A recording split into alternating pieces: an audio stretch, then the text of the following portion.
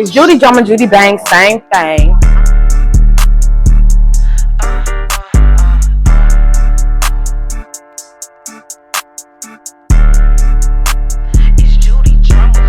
I give him hell cause this pussy is pressure. Had a free slot to put him on my schedule. Falling in love cause this ain't a regular. You wanted your bitch, then you should've kept. No hands like a Tesla. Y'all know what the fuck going on. It's Judy Judy Bang, same thing. And we're back with episode 2 of Well, Hell's Bells. Judy got a story to tell. And this is part 2 of how I met my baby daddy. So I don't know what y'all do with other people in their story time, but go get your supplies. You got them? Okay. And you know, I just want to tap in and say thank you to everybody who has supported me thus far. I got some great feedback. So yes, when I tell y'all to go get y'all supplies, that is your supplies. You don't have to do nothing. You don't have to drink or smoke while you watch me. But I know some people do when they watching their favorite show, and I know soon it's gonna be your favorite YouTube show. Me personally, I'm currently on a fast from sex, drugs, and alcohol. And when I say drugs, I mean weed. You know what I'm saying? I've never experimented with nothing else. I don't play with my nose, veins. I don't do none of that. But I have a special trip coming up, which we'll get into that later on down the line in the season. But yeah, right now I'm just not drinking. I'm not smoking. I just lost 16 pounds.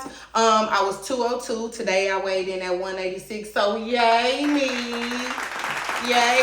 I'm a little in the middle. But yeah, so go get your supplies. And if you don't have no supplies to get like me, then that's what it is.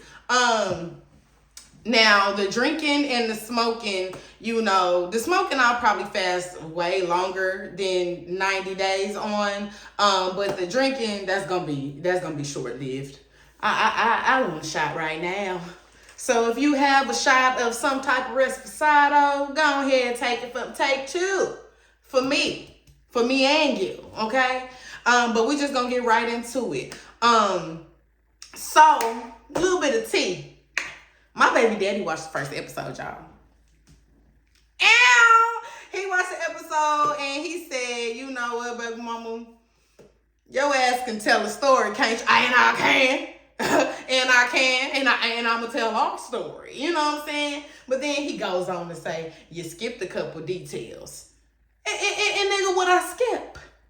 He said, you cheated on me while you was in college. I said, I did what? I said, say what? Say, huh?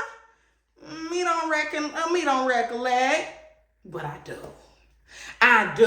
So, like I said, I am a very fair person. So while I'm gonna tell y'all the story, I'm gonna tell y'all the whole motherfucking story. So yes, in the beginning of our relationship, we were maybe a couple of months in. And before I get to that, I had messed up on the timeline. I said that I lived with him the summer prior to me pledging Delta. I lived with him the summer after I pledged Delta, but everything else was the same. The cooking, the cleaning, that all went down. It just happened the summer after I pledged Delta, not the summer before I pledged Delta. So my bad on that. But yeah, so let's just get right into it. So y'all remember when I told y'all I was smelling myself after I crossed Delta? Yeah, HBIC, head bitch in charge. Yes, feeling myself, you know what I'm saying? The boys is out, the boys is on the yard. I'm a Delta now. Ooh, you know what I'm saying? To all of the good reds. And I did not cheat on him with nobody at school. I waited till a motherfucking winter break. Now, y'all remember Rusty, Dusty, Crusty, Musty? Yeah, so he had this homeboy who always secretly liked me. And I was new with dating baby daddy. So I really, to be very fair, honest, and transparent, I wasn't that serious about the relationship. And here's the reason why. I will never give y'all excuses. Excuses are tools of the incompetent. I'm not going to give you an excuse. But the reason why I cheated on him is because I didn't allow myself enough break time between the relationships. I literally, like I told y'all in episode 1, I literally rusty, dusty, crusty, musty, got rid of him and got back to Atlanta, and I'm with baby daddy. This is my boyfriend. I allow no time for Courtney. No time at all just to enjoy being in college. Like my whole college, all 4 years, I had a boyfriend. I do not recommend that. No, I don't recommend that. You know what I'm saying? Now, if you go to college and you meet somebody on campus and y'all taking each other serious as college students, then that's cool. But if you know good and well that you need a breather from just whatever, give yourself that time, because like myself, you're going to end up hurting somebody who really cares about you because you haven't figured it out. And that's just really what happened with me. It's just, we was new. I did like him, you know what I'm saying? And this is the correct timeline. I met him my sophomore year. Like I said, that summer of sophomore year, that Christmas break of sophomore year, I did what I did. You know what I'm saying? And it wasn't worth it. Let's just start there. How I'm little in the middle on my stomach, he was little in the middle between his legs. 0 out of 0, 0 out of 10. Do not recommend. Don't tell a friend. Don't brag about that. He had a cat with a big clit. It wasn't worth it. So yeah, I didn't caught this body and cheated on this at the time real good man for nothing, because I'm over here trying to be young, wild, and free. You know what I'm saying? But that wasn't the way to do it. No. So yeah. So I did cheat on him, but that was my reasoning. Like, I was in limbo, y'all, and what y'all never want to do is be in limbo about anything. Like, it's no gray area. Don't play about yourself. It's either gonna be black or white. You're gonna be single or you're gonna be in a relationship. You're gonna be broke or you're gonna be rich. You know what I'm saying? You're gonna be happy and you're gonna be unhappy. You're gonna be healthy or you're gonna be unhealthy, and the list goes on. But there is no gray area. And I know that now. So my deepest and serious apologies to, him at that time, because he really cared for me, still to this day, you know what I'm saying? But at that time, we were fresh, we was new, and he probably was starting to believe in love and stuff again at his age of 23, and here I go, just the cheater, eating flaming hot Cheetos on his ass for nothing, over there bumping cootie cats with that boy, that little video thing. No, and everybody know I ain't gay. You know what I'm saying? I love everybody who loves who they love. But me personally, I stays away from the vagina. And now that I think about that, that was a homosexual experience for me. That man with that fat cat. But anywho, so yeah, that's what we gonna call him. Fat cat. Yeah. Extendo fat cat. That's what he was. Big clit ass. Anyways, fast forward. So obviously, I did what I did and told baby daddy about it. He's very disappointed in me. I'm disappointed in myself because, wow, I've never been the cheater. And to be honest, I really feel like when I told him, I was kind of deflecting a little bit because I was literally embodying the personality of Rusty Dusty Crusty Musty. All of the projecting and manipulation and gaslighting tactics that he did to me, I was now doing them to baby daddy. You know what I'm saying? But he had patience enough to realize, like, okay, like this is not this girl. You know what I'm saying? She just kind of smelling herself right now. She's living out her dream of being a Delta. She's about to graduate college. You know, she's beautiful. But he recognized that I made a mistake, and we were able to work through that, which now puts us at the next summer where I graduate college. I graduate college, and I you know, do the whole California thing, get into it with the grannies, move with him and his family. So now we're all caught up. Now, you know what I'm saying? Y'all know the timeline between those 2 years. So it was freshman year, boom, I cheated. Sophomore year, I cheated. He forgave. Junior year, As mentioned in the previous episode, that was my little baby Choo Choo, who is currently in home therapy, having the time of his life. So yeah. Delta. Yeah. No, I am fucking this up, y'all. I'm fucking it up. Sophomore year, I meet him. We cool. Y'all break up with Rusty Dusty Crusty Musty. Junior year, I cross Delta, and that Christmas break of junior year, I cheat. Tell him about it. Boom. Now we're in the summertime. I'm about to graduate. That's how that goes. Either way it go, y'all. I fucking cheated, and that was my reasoning for it, because I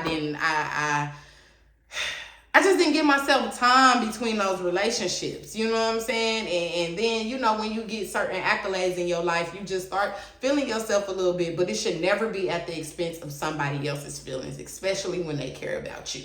Anyways, I grow from that. It was a horrible experience, and I've never cheated since then. No relationship. For the remainder of me and baby daddy's tenure, never cheated on him again. I was done with that. And any relationship I've been in after him, that ain't my forte. I will leave your ass. I will leave your ass before I start eating Flamin' Hot Cheetos again. Okay? As a matter of fact, I only eat Flamin' Hot popcorn, because Cheetos is just too tender on my heart. Yes. So fast forward. Now we in the real part 2, y'all. We lived together in the apartment that he, you know, got us, the 2-bedroom, you know. And like I said, we are now getting to know each other because we live together. Like, this is our home. You know what I'm saying? It ain't shit in there but a couple of office chairs and a glass table and a bottle of wine and a pack motherfucking Dutch roll-ups. You know what I'm saying? But it was ours. And we loved it. When we first got there, of course, it was a whole lot of bumping and grinding. But now we every day with it. You know what I'm saying? We every day learning and living with each other, and we getting into it. And it was, and I again, I'm a fair person. I'm gonna say in the beginning it was me, because I was insecure. I just graduated college. Why can't I find a job? I am smart. I'm a woman of Delta Sigma Theta Sorority Incorporated. You know, why can't I get a job? Like, anywhere, call center, Walmart, nothing. I just could not get a job to save my life. And it's just like, I still wanted to go out to eat and be with my line sisters and be with my college friends, but I literally have no money. And the only thing he asked me to pay was the light bill. And it's just like, baby, we gonna sit in the dark fucking with me because I can't get no job. So then now I'm calling member lady. You know what I'm saying? I got 2 grandmas, granny and lady. Lady is my mama. Granny is my daddy mama. Lady had me on an allowance. And I was spending all my allowance to pay the doggone light bill. Like, just goofy and a half, y'all. Like, I just don't understand the method to the madness. But I blame it on being young and thinking I got the world figured out and I don't know shit. But we getting into it because I feel insecure, y'all. I'm like literally just at the house watching TV, gaining weight. I think I was like 220. You know what I'm saying? And he loved me. It's like he had no problem. But it was me, you know, in the beginning. We lived in this apartment for 2 years. And it just in the beginning, it was just like, I just can't find no job. I have this one responsibility of paying the light bill. And it's just frustrating me that I have this accolade of being this, you know, alumni of this illustrious institution. And ain't nobody fucking hiring me. Like, baffled the fuck out of me. You know what I'm saying? I mean, I graduated with honors and everything, but it just wasn't going. So then I end up getting a job at this daycare off of Old National. And if you know anything about the south side of Atlanta, you know Old Nat. Look it up. Go to it and you'll see what I'm talking about. But it is ghetto. It is. It's ghetto. But I loved everything about working at the daycare until I realized the motherfucking director was hating on me. I mean, this was one old ass lady just hating on me. I'm pretty. The kids love me. And y'all know me. Y'all can go watch my other videos. Y'all know I'm shapely. Y'all know I'm dumping in the trunking. And you know, when the men fathers, the men folk come pick up their kids, they will be looking and she'll be like, your pants are too tight, you're this and this and that. Baby, I could put on the KKK Ku Klux Klan outfit and you still gonna see this ass. So you want me to cover up and do what, baby? I got on slacks. My slacks not gonna fit like they fit on you, flat back. They not. And then she was just like, your hair is too, you always got this weave in your hair. You're making these little girls think that they need weave to be. No, baby, you need weave, Baldy. These babies don't need nothing, but you need to get the fuck out of my face and alive. Because what my weave got to do with my capability of teaching these children? Nothing. So I had to up and quit on her ass. You know what I'm saying? I'm just like, look here, baby. And then it disappointed a lot of the parents because I was the after school teacher. So I'm getting homework done. Kids' grades is improving. Their behavior is improving. I'm talking about these is some Atlanta kids. When I say the men folk in the first video was shit goddamn motherfucker goddamn, imagine these children. And say, bro, don't do this shit, bro. Like, yeah. So I'm like, hey, tighten up. Like, Miss Turner don't play that. And these kids really respected me, so she fucked them up by hating on me. So, you know, one day I go home, boo-hoo, crying like, babe, like, she talking about my hair, she talking about my clothes. And I mean, I know I wasn't inappropriate because he wasn't gonna let me go to no motherfucking daycare looking like nothing. You know what I'm saying? Looking too hot to try. Baby, but I'm shapely, so it don't matter what pair of slacks I put on. Like I said, khakis, no nothing. The ass gonna ass, baby. And I'm sorry that you bald head. And then she tried to be like, I'm a breast cancer survivor. Okay. Thank God for your survival. But he should have took that hatred out your heart when he took that cancer about your body. Because why you hating on me? What my weave got to do with you? Patchy? Nothing at all.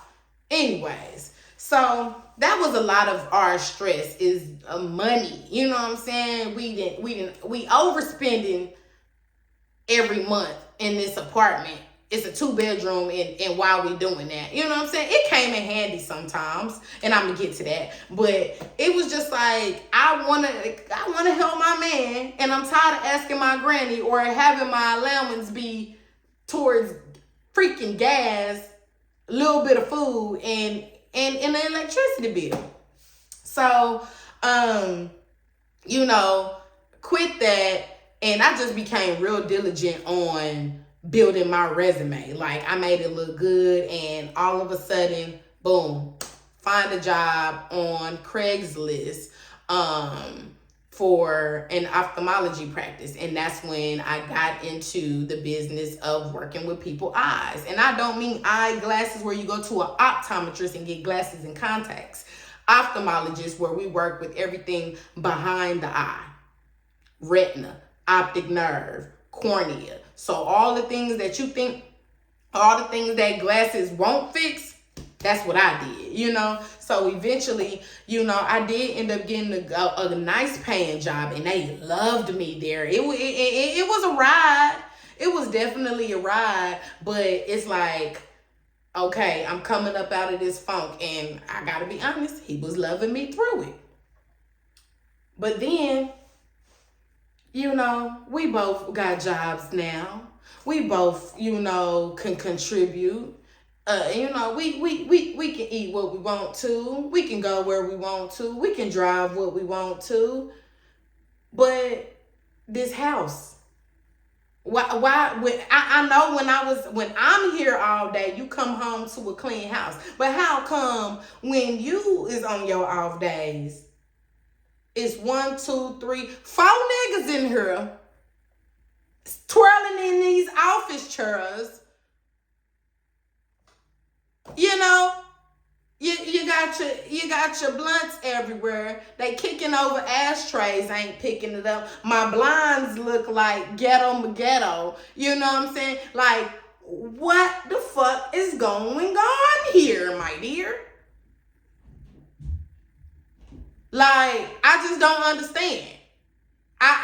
You didn't come home to a house full of bitches, so why I gotta come home to a house full of niggas? And that wasn't my problem, because I really did love his friends. We did Taco Tuesday sometimes because I love to cook for the guys. Like, y'all play y'all little card games, it was dominoes. Sometimes I got in on the domino game, but they was there all the time. Where they house at? Well, when is they girlfriend gonna invite us over for Fish Friday or Taco Tuesday or Turkey Leg Thursday? Because they always over here trying to figure out why, you know? And then, like I said, that wasn't even always the problem. It was just like, baby daddy wasn't having decency when he invited his company. You gonna let these niggas come over here play the game? Why we got a sink full of dishes and clothes and shit everywhere? You ain't want to pick that up. You just want them to see my dirty drawers, huh? You just want them to see what we had going on, huh? I don't play them type of games. So I'm just like, you know, I'm like, hey, babe, like, now, and this was the thing. This is where shit start to get a little bit is because I'm like, babe, like, you been here all day playing the game with these niggas. You ain't want to take out the trash. You didn't think you could have moved our pile of dirty clothes from the living room back to the room or whatever. And he go, and my baby daddy, he's a man of few words. I could have, yeah. Okay, so I'm thinking, I done already said it nicely, so the next time you invite these motherfuckers over here, you gonna be more cognizant about that. No, he didn't give a damn. He didn't give a damn. They came back over and it was the same shit. And I'm just like, okay, now I'm getting irritated. Like, bro, what the fuck? Like, I don't want them seeing my drawers. I don't want them seeing my house unkept, bro. I'm like, from a woman's standpoint, it don't matter how much they enjoy coming over here. But for a woman's standpoint, bro, it's like, I don't need nobody seeing my house unkept. And I have a job now, so I need us to work together. I need us to do that. He's not doing it. So now I go from asking nicely, babe, please, can you take out the trash? Babe, please, can you, maybe not invite them until you help pick up, or this and that, to, damn, like, what the fuck, bro? And now you feel emasculated. Because I'm talking to you crazy. I'm talking to you like a little boy because you kind of acting like one. Not an excuse, but a reason. I I don't feel like I should have ever had to disrespect him. I should have never disrespected him. However, I won't say but however, come on. Help a bitch out. Like, the fuck? You know what I'm saying? Then he wanted to start establishing gender roles. You want a gender role because you lazy. Then he hit me with the line, my mama ain't even, don't tell me nothing about mother may cause guess what, baby? She don't live here. And I talked to your mama about it. She said, clean it up. She said, help me out. It don't matter what she used to allow, baby. You don't live with her no more. Help me. Pick up the sock, take out the trash, do that. Yeah. It's just simple. You know what I'm saying? So it came a period. He ain't want to fuss no more. He started being, like I'm saying, a little more cognizant about, he tried. So, you know, this is 6-7 months into the apartment. And this is how crucial I was with the apartment, y'all. We didn't have no furniture, no nothing. And I vacuumed every day. Every time somebody called me, they be like, Courtney, what you doing? Vacuuming? Pushing this dirt devil. I am. Back and forth and back. That's what I'm doing. Why, you may ask? I ain't got shit else to do, but I like the streaks in the carpet. Take your shoes off when you come in my palace. And he couldn't understand it. We ain't got shit in here. This baby vacuums every day, and I will, and I do. Because my mama don't play that. If my mama had ever came to that house, I needed her to know it's well kept. I didn't lose my home training. But him over here, he trying to make me lose my home training. Because why you not picking it up? Huh? I just didn't understand. But anyways, it got better for a season. And the season it got better is when we decided that we wanted a baby. We felt established, you know what I'm saying? Like, and I know to older people, and remember, this is a judgment-free zone. So don't be looking at my my episode sideways like the fuck. But we felt established. You now have a decent paying job. I now have a decent paying job. We're in love. We already established, like, this is where we want to be. This is what we want to do. We're going to build a future together. And this is when I say, I'm on Instagram a lot. And for some reason, I'm following all these baby pages. And I just see these cute little babies. And I'm wondering how I look if I was pregnant. And, you know, what does it feel like? And he came home one night from work. And I said, I want a baby. He said, me too. I said, you do? I was scared, like, of his response, but because I knew I was going to ask him when he got home from work. What, tell him, because I ain't ask him nothing. I said, I want a baby. He said, me too. I said, okay. Baby, that next night, baby making position. On another episode, I'm going to tell y'all how you going to get your little boy. But, yeah. The baby was made the exact night after it was established that we both wanted a baby. And if you want to know what I did to get that baby, stay tuned for episode 3. Niggas be thinking I'm gothic, I'm a hot topic. Bitch, I'm about to blow like a rocket, all my niggas on go, so you bitches better stop it. Big body Judy, the water, no faucet. Drip on a nigga like a hydrant, splash. Hope I don't crash with all of this ass, doing a dash.